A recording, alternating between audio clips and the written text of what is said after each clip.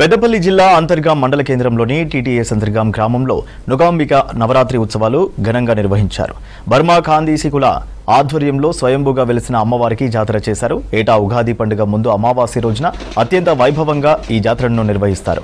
జాతరకు ముందుగా 21 రోజులుగా దీక్షలో ఉన్న అమ్మవారి భక్తులు ఒంటిపై నాలికపై శూలాలు గుచ్చుకుని భారీ ర్యాలీ నిర్వహించారు. జాతరకు వివిధ ప్రాంతాల నుంచి భక్తులు తరలివచ్చి ఆలయ ప్రాంగణంలో ఏర్పాటు చేసిన అగ్నిగుండాల్లో నడుస్తూ మొక్కులు చెల్లించుకున్నారు.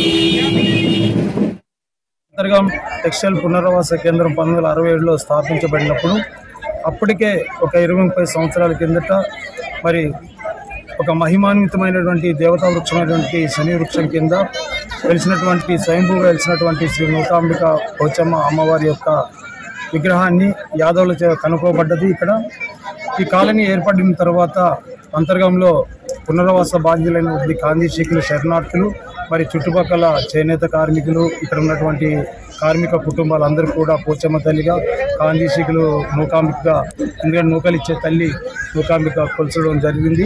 గడిచిన 59 సంవత్సరాలు ఇక్కడ అమ్మవారికి ప్రతి సంవత్సరం ఉగాది ముందు రోజు వచ్చేటువంటి పాల్గొన అమావాస్య రోజున అమ్మవారికి విశిష్టమైనటువంటి పూజా కార్యక్రమాలు, ఉదయాన్నే అభిషేకాలు, మధ్యాహ్నం చండీ హోమం, సాయంత్రం అగ్నిగుండ ప్రవేశ మహోత్సవంతో అమ్మవారి ఉత్సవాలు ముగిస్తాయి.